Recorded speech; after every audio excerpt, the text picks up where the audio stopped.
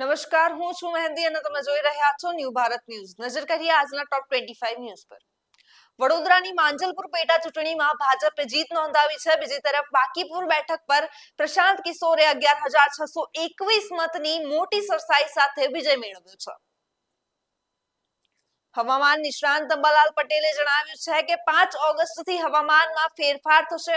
8 થી 12 ઓગસ્ટ દરમિયાન ઉત્તર, મધ્ય અને દક્ષિણ ગુજરાતમાં અનેક વિસ્તારોમાં હળવાથી ભારે વરસાદની શક્યતા વ્યક્ત કરવામાં આવી છે.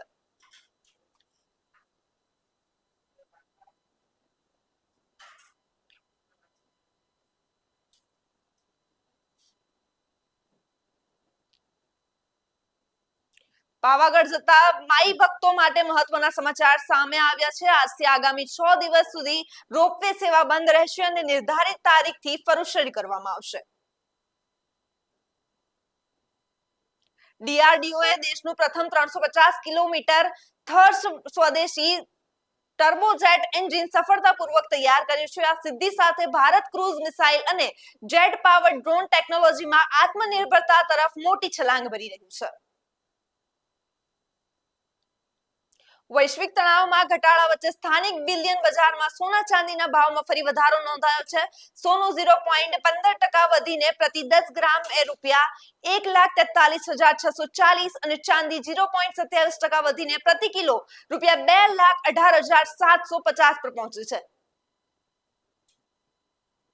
ગુજરાતમાં 5 વર્ષથી ફિક્સ પે નીતિ સામે સરકારી કર્મચારીઓનો વિરોધ તેજ બન્યો છે. સુપ્રીમ કોર્ટમાં પડતર કેસથી વહેલી સુનાવણી કરીને હજારો કર્મચારીઓને ન્યાય આપવા માંગ ઉઠી છે. ગુજરાતમાં રાશન કાર્ડની ચકાસણી દરમિયાન 55 લાખથી વધુ શંકાસ્પદ કાર્ડ સામે આવ્યા છે. કાર, બંગલો, જમીનના માલિકો અને કંપનીના ડિરેક્ટરો ગરીબોના લાભ લેતા હોવાનો ખુલાસો થયો છે. અમદાવાદમાં કોંગ્રેસના છાત્રો કી ગૂંજ કાર્યક્રમ હેઠળ કાર્યકર્તાઓએ ઉગ્ર વિરોધ પ્રદર્શન કર્યું. અમિત શાહના રાજીનામાની માંગ સાથે સૂત્રોચ્ચાર કરી સરકાર સામે રોષ વ્યક્ત કર્યો. જામનગર મહાનગરપાલિકાને વધુ 15 એસી સિટી બસો મળતા હવે શહેરમાં કુલ 50 બસો દોડશે. મુસાફરોની સુવિધા માટે 110 બસ સ્ટોપ પર નવા સૂચક પાટિયા પણ લગાવવામાં આવ્યા છે. સુરતમાં 22 વર્ષથી ખાડી પૂરની સમસ્યાથી પીડિત લોકો હવે કાયમી ઉકેલ માટે જન આંદોલનના માર્ગે આગળ વધ્યા છે. સોશિયલ મીડિયાથી શરૂ થયેલી ચળવળ હવે સરકાર સામે આરપારની લડતમાં ફેરવાઈ રહી છે.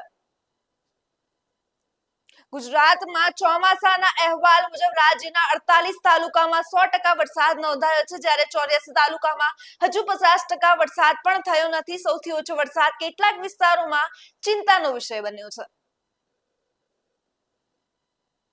રાજ્યની પ્રાથમિક શાળાઓમાં અંગ્રેજી વિષયના શિક્ષકોની ઘટ દૂર કરવા 9,700 જગ્યાઓ પર જ્ઞાન સહાયકોની ભરતી કરવાની સરકાર દ્વારા જાહેરાત કરવામાં આવી છે.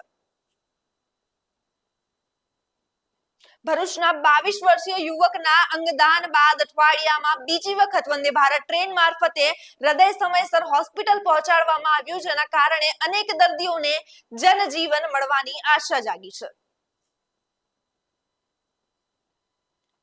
ઓગસ્ટની શરૂઆત સાથે દેશભરમાં ચોમાસાનો નવી ઇનિંગ શરૂ થઈ છે.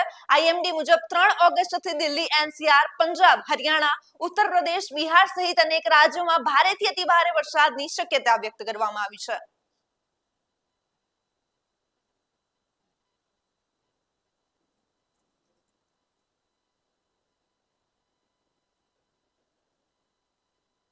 મહિલા કુસ્તીબાજોના જાતીય શોષણ કેસમાં રાઉન્ડ એવન્યુ કોર્ટના ભાજપના નેતા બ્રિજભૂષણ શરણસિંહને નિર્દોષ જાહેર કર્યો છે. તેઓ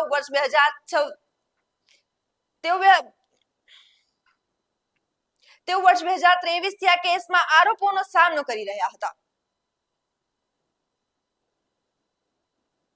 બનાસકાંઠામાં ચાંદીપુરા વાયરસથી 10 વર્ષના બાળકનું મોત થયું છે. પરિસ્થિતિને ધ્યાનમાં રાખીને આરોગ્ય વિભાગે 48 ટીમોને સર્વે અને દેખરેખ માટે મેદાનમાં ઉતારી.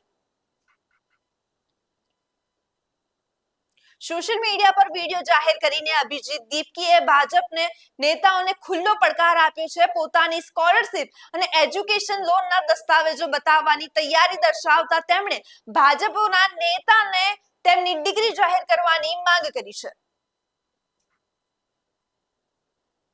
એઆઈ અને ડીપ ફેક ટેકનોલોજીના ઉપયોગથી સાયબર છેતરપિંડીમાં ભારે વધારો થયો છે. ઓટીપી વગર જ ખાતામાંથી રૂપિયા ઉડી જવાના બનાવો સામે આવતા સરકારે લોકોને બાયોમેટ્રિક ડેટા લોક કરવા અને સાવચેત રહેવાની અપીલ કરી છે.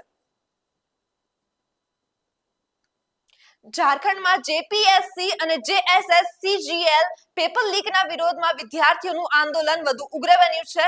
6 દિવસથી ચાલી રહેલું ભૂખ હડતાલને હવે કોકરોચ જનતા પાર્ટીનું પણ સમર્થન મળતા આંદોલનને વધુ વેગ મળ્યો છે. જંતર મંતર આંદોલન સાથે જોડાયેલા યુવાનો અને વિદ્યાર્થીઓને મોટી રાહત આપતા ગુજરાત સરકારે તેમના સામે નોંધાયેલા કેસો પાછા ખેંચવાનો આદેશ આપ્યો છે. ગુજરાત સરકારે ગ્રાન્ટેડ પ્રાથમિક શાળાના શિક્ષકો માટે મોટો નિર્ણય લીધો છે. હવે તેમના પણ મેડિકલ એમ્બ્યુલન્સ અને રાજ્ય સેવા તબીબી સારવાર નિયમોનો લાભ મળશે. બ્રાન્ડેડ કેરી બેગના પૈસા વસૂલવામાં મામલે ગ્રાહક પંચે ડી-માર્ટ પર ₹16,000 નો દંડ ફટકાર્યો છે. પંચે સ્પષ્ટ કર્યું છે કે ગ્રાહકોને કંપનીના મૂવિંગ એન્ડ તરીકે ઉપયોગ નહીં કરી શકાય. દિલ્હીમાં શાળાઓને મળેલી ધમકી બાદ હવે લાલ કિલ્લો અને મેયરના કાર્યાલયને બોમ્બથી ઉડાવી દેવાની ધમકી ભર્યા ઈમેલ મળ્યા છે. ઘટનાને પગલે પોલીસ અને સુરક્ષા એજન્સીઓ એલર્ટ મોડમાં આવી છે. જીટીયુના પ્રથમ મહિલા કુલપતિ ડોક્ટર રાજુલ ગજ્જરની મુદ્દત પૂર્ણ થતા ડોક્ટર વૈભવ ડી ભટ્ટને ઇન્ચાર્જ કુલપતિ તરીકે નિયુક્ત કરવામાં આવ્યા છે. રાજ્ય સરકારે આ અંગે સત્તાવાર આદેશ જાહેર કર્યો છે. 20 સપ્ટેમ્બરથી 4 ઓક્ટોબર દરમિયાન રેલવે દ્વારા અનેક ટ્રેનો રદ કરવામાં આવી છે. મુસાફરીનું આયોજન કરતા પહેલા મુસાફરોએ પોતાની ટ્રેનનું લેટેસ્ટ સ્ટેટસ તપાસવાની સલાહ આપવામાં આવી છે.